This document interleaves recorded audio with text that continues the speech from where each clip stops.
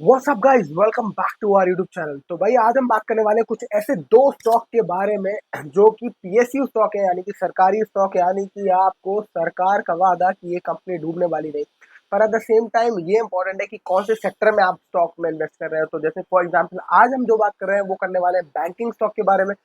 Banking stocks, और वो भी पीएसयू स्टॉक्स, यानी कि सरकारी बैंकों के बारे में। सरकारी बैंकों में कौन सा स्टॉक हो सकता है जो आपके लिए बहुत बेहतरीन हो सकता है। और सबसे पहले हम जो बात करेंगे वो करेंगे हाथी के बारे में, यानी कि state bank of India. India का सबसे बड़ा सरकारी bank state bank of India, सबसे ज्यादा भरोसेमंद। किसी से भी बात करो, किसी से भी पूछो कि भाई अकाउंट आपका कहाँ खुलवाना पसंद करोगे, कौन सा बैंक नहीं मांग लिया, तो स्टेट बैंक ऑफ इंडिया पहली पसंद आती है। इनफैक्ट मैं देखा कि बहुत ज्यादा जो सरकारी जो ऑर्गेनाइजेशन होते हैं, जैसे कि आर्मी जो ऑफिसर्स होते हैं, उनकी जो सैलरी आती है वो स्टेट बैंक ऑफ इंडिया में आती है। तो सरकारी बैंकों में जो टाई अप है जो सबसे ज्यादा, वो स्टेट बैंक ऑफ इंडिया का है सरकारी ऑर्गेनाइजेशंस की सैलरी डिस्पर्स करने में। राइट, तो हम ये समझने की कोशिश करेंगे स्टेट बैंक ऑफ इंडिया की क्या कहानी है। और एक मुझे बड़ा मोटा हाथी दिखता है कि बहुत ही बड़ी कंपनी है, पर आज हम समझेंगे ऐसे दो बैंक के बारे में कि क्या कहानी हो रही है दो सरकारी बैंकों में। पहला है स्टेट बैंक ऑफ इंडिया, दूसरा बताएंगे जब वो आएगा। स्टेट बैंक ऑफ इंडिया का चार्ट खोलते हैं। स्टेट बैंक ऑफ इंडिया का सबसे पहले उठाते हैं मार्केट कैप, 7,43,000 करोड़ का मार्केट कैप। 7,43,203 करोड़ का मार्केट कैप है एग्जैक्टली। और करंट प्राइस है 805, हाई है 876, लो है 680। अभी हाई के थोड़ा सा पास है। स्टॉक का प्राइस टू अर्निंग रेशियो 9, यानी कि बड़ा सस्ता दिख रहा है पीई रेशियो से। पर प्राइस टू बुक वैल्यू भी बहुत इंपॉर्टेंट होती है जब हम सरकारी स्टॉकों को देखते हैं। तो बुक वैल्यू है 546, यानी कि बुक वैल्यू से भी डबल भी नहीं मिल रहा, यानी कि बहुत ही सही मिल रहा है 546 बुक वैल्यू पर। आरओसी है 6%, सिर्फ 6% की आरओसी बहुत ही थकेला दिखाती है उसको। पर आरओसी आरओई है जो आरओई है 17% की, जो कि दिखाती है थोड़ा सा प्रॉमिस और थोड़ा सा भरोसा। अब इसको चलते एक बार देखते हैं इसमें 10 साल में हुआ क्या। तो भाई 10 साल का अगर इसका चार्ट देखो तो लगातार स्टॉक आपको एकदम एक ट्रैजेक्टरी में दिखा है भागता हुआ। कमाल की बात है। राइट, पर आप अगर देखो 2016 में ये था 243 पे, और अभी ये पहुंच गया है 700-800 रुपए पे, यानी कि 10 साल में 243 से 400। तो भाई देखा जाए तो 4 गुना हो गया है 10 साल के अंदर, विच इज ठीक ठाक है वैसे, बढ़िया है। 10 साल में आपका 4 गुना हो गया है पैसा। राइट, अगर आप स्टेट बैंक ऑफ इंडिया में आपने 2016 में इन्वेस्ट किया होता तो अब देखा जाए पिछले एक साल में भी देखा जाए तो पिछले एक साल में कुछ हुआ नहीं। एक साल तो इसका ऐसे ही गुजरा है एक ही जगह घूम घूम के। तो उसमें एक साल में तो कुछ नहीं हुआ। राइट, अब प्रोज एंड कॉन देखें तो प्रॉफिट और जो डिलीवर्ड ग्रोथ है आरओई बहुत बढ़िया है, वो तो है ही। और दूसरी इंपॉर्टेंट चीज है, क्योंकि सरकारी कंपनी है तो डिविडेंड अच्छा देगी आपको। तो डिविडेंड का पे आउट जो है वो 18% का डिविडेंड मिलता है इसमें। अब इसमें प्रॉब्लम क्या है थोड़ी सी, तो एक तो इनके ऊपर कर्जा बहुत है, कंटिजेंट लाइबिलिटीज ऑफ 27,42,000 करोड़ का। 27,42,000 करोड़ का तो इनका कर्जा बैठा हुआ है। इसलिए भी है क्योंकि इन्होंने अपने 50% स्टेक तो इन्होंने यस बैंक में होल्डिंग कर ली है, यानी कि यस बैंक भाग गया तो उनको भी फायदा होगा। तो यस बैंक में इनकी 50% की होल्डिंग है भाई साहब। जब स्टेट बैंक डूबा था तो इनको बोला था, सॉरी, यस बैंक डूबा था तो इनको बोला गया था बचाने के लिए। तो इनकी होल्डिंग आराम से यस बैंक में अच्छी खासी हो चुकी है। अब एक बार हम ना इसका फ्रांसिंग प्रॉफिट देखें तो फ्रांसिंग प्रॉफिट कुछ ज्यादा नहीं है, हुआ है 2022 में -19,000 करोड़ का था, और अभी -25,000 करोड़ का, यानी कि माइनस में ही चल रहा है फ्रांसिंग प्रॉफिट। पर बात ये कि इनका काम ही पैसे का है तो माइनस में दिख सकता है धंधा, क्योंकि धंधा ही पैसा देने का है, तो नेगेटिव में आपको फ्रांसिंग प्रॉफिट मिल सकता है। राइट, आगे चलते हैं और देखते हैं इसकी बैलेंस शीट। तो अगर हटा दें तो कैश फ्लो देखें तो सही कैश फ्लो दिखता है मुझे। इस वक्त 48,000 करोड़ का कैश फ्लो इनके पास है। अगर देखा जाए तो 48,000 करोड़ का कैश फ्लो है, which is a very good deal. मतलब कि आपको ऑलमोस्ट आधा लाख करोड़ का कैश फ्लो तो इनके पास ही पड़ा हुआ है। राइट, और इस कंपनी ये मतलब ये ओवरऑल जो बैंक है उसकी टोटल मार्केट कैप है 7 लाख करोड़ का। तो उस हिसाब से कैश फ्लो के हिसाब से ये अच्छी बेट लगती है देखने के लिए, सोचने के लिए। राइट, आगे जाते हैं शेयर होल्डिंग पैटर्न और देखें। शेयर होल्डिंग पैटर्न में देखो तो प्रोमोटर के पास 55% की होल्डिंग, यानी कि सरकार इसके साथ 55% की होल्डिंग लेके बैठी है। फाइनेंशियल इंस्टीट्यूशन इन्वेस्टर्स भी इसमें बैठे हैं 9% लेके।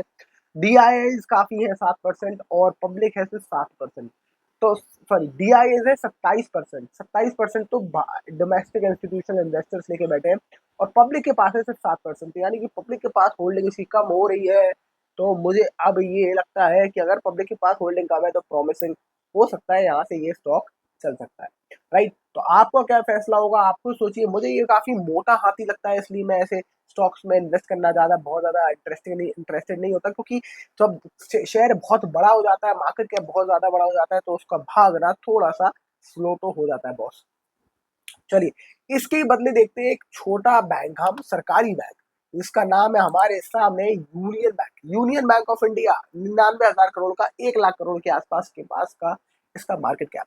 करंट प्राइस 131 रुपए, हाई 159, लो 101, बीच का हाई और लो के बीच में डोल रहा है। स्टॉक का प्राइस टू अर्निंग रेशियो 5, और भी सस्ता। स्टॉक का बुक वैल्यू 149, यानी कि बुक वैल्यू से सस्ता मिल रहा है भी ये स्टॉक। ये स्टॉक मुझे थोड़ा सा ज्यादा इंटरेस्टिंग लगता है, क्योंकि ROC इसकी 6% और ROE है 17%। अब देखो सेम पैरामीटर्स मिल गए, मार्केट कैप भी छोटा हो गया, at the same time book value से भी सस्ता मिल रहा है आपको ये stock, union bank of India, right. Dividend yield इसकी 3% के आसपास डिविडेंड यील्ड। पिछले 10 साल का अगर इसका चार्ट उठा लो तो ये कंप्लीट यू बना रहा है, यानी कि ये ऑलरेडी ऊपर से गिरता हुआ आ रहा है।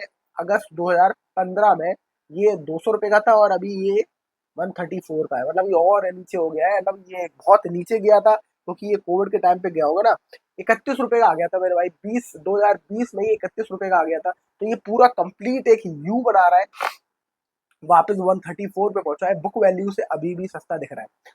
आगे चलते हो, देखते हैं प्रोज क्या है। प्रोज ये कि भाई ट्रेडिंग एट ए 0.86 टाइम्स इस बुक वैल्यू से नीचे, गुड डिविडेंड यील्ड ग्रोथ, 3.6% का डिविडेंड अच्छी दे रहा है, डिलीवर्ड प्रॉफिट ग्रोथ भी अच्छी दी है पिछले 5 साल में 50% की, हेल्दी डिविडेंड दे रहा है किस प्रतिशत का। तो ये सारे अच्छे इसके पैरामीटर्स है। Contingent liabilities of 6 crore, 6 lakh crore की इनके पास भी कर्जा तो मेरे भाई है, राइट। उनके ऊपर जो लाइबिलिटी है वो तो उनके ऊपर बैठा हुआ है। अब एक और फाइनेंसिंग प्रॉफिट देखें, वो मुझे बड़ी इंटरेस्टिंग लगती है, वो आपको दिखाता हूँ। इसका इसका फाइनेंसिंग प्रॉफिट देखें आप, 2022 में जून में ये 2000 -784 रुपए था, 784 करोड़, सॉरी रुपए बोल रहा हूँ मैं, मानो -784 करोड़ इसका था फाइनेंसिंग प्रॉफिट। और अभी देखो तो आप पॉजिटिव 400 करोड़ में खड़ा हुआ है फाइनेंसिंग प्रॉफिट। तो ये मुझे इंटरेस्टिंग लगता है कि नेगेटिव प्रॉफिट से ये पॉजिटिव फाइनेंसिंग प्रॉफिट में आ रहा है, राइट।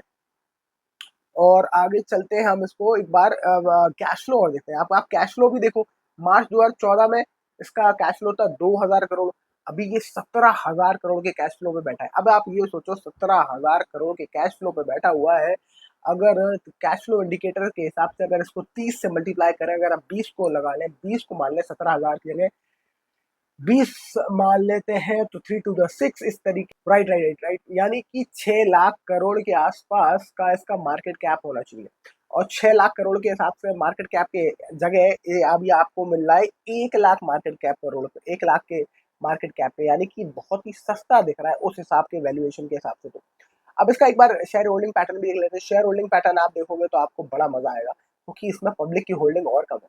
पब्लिक प्रमोटर के पास है 74% होल्डिंग, यानी कि सरकार पूरा मोटा 74% की होल्डिंग लेके बैठी है। फाइनेंशियल इंस्टीट्यूशनल इन्वेस्टर, माने कि बाहर के इन्वेस्टरों ने इसमें अपनी पोजीशन बढ़ाई है।